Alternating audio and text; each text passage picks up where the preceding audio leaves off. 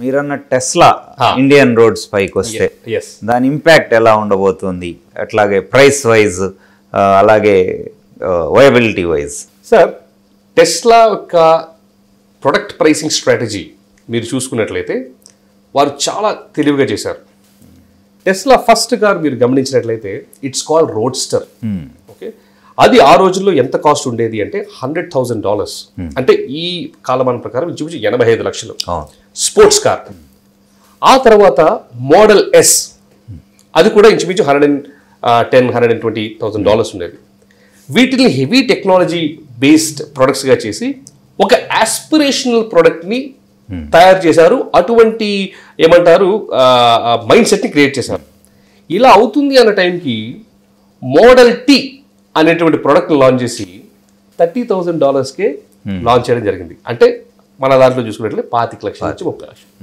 ఎప్పుడైతే model tea launch అయిందో volumes of టెస్లాస్ got sold in the US. ఎందుకు ఇది చెప్పాను అంటే, ఒకప్పుడు టెక్నాలజీ టెస్లా లాంటి ప్రొడక్ట్స్ ఓన్లీ ఎక్స్పెన్సివ్ అనేది అనుకున్నట్లయితే దానిని టెస్లా కంపెనీనే కాలమాపింది. ఏం చేసింది? లేదు, టెక్నాలజీ అనేది అందరికీ యాక్సెసిబుల్. ఇప్పుడు $30,000 అనే ప్రోడక్ట్ని వాళ్ళు కాస్త వాల్యూ ఇంజనీరింగ్ చేసి ఇండియాలో లాంచ్ చేశారంటే ఈజీలీ ఇండియాలో ప్రస్తుతం ఉన్నటువంటి వెహికల్స్ ఇప్పుడు ఏమాత్రం కొంచెం హై అండ్ వెహికల్స్ చూసుకున్నా 25 to 30 lakhs దగ్గర ఉంటున్నాయి. సో వాటిల్లో ఒక మంచి బ్రాండ్ ఉన్నటువంటి కంపెనీ, ఎటువంటి కంప్లైంట్స్ లేనటువంటి కంపెనీ.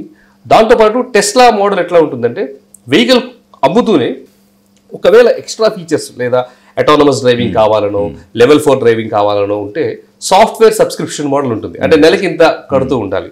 సో ఇండియాలో దాని యొక్క అవసరత కూడా పెద్దగా ఉండదు, ఎందుకంటే మన రోడ్స్ అటానమస్ ప్రస్తుతానికి కాదు. కాబట్టి టెస్లా రావడం వలన ఇండియన్ ఎలక్ట్రిక్ వెహికల్ మార్కెట్లో క్వాలిటీకి ప్రామాణ్యం దొరుకుతుంది, హెల్దీ కాంపిటీషన్ వస్తుంది. మన కంపెనీస్ అనేటువంటి మహీంద్రా, టాటాస్ ఏవైతే ఉన్నాయో మరింతగా వారు కూడా వారి యొక్క టెక్నాలజీ ప్రొడక్ట్స్ని బిల్డ్ చేయడానికి అవకాశం ఉంటుంది. అప్గ్రేడ్ అవ్వడానికి అవకాశం తప్పకుండా. అవును.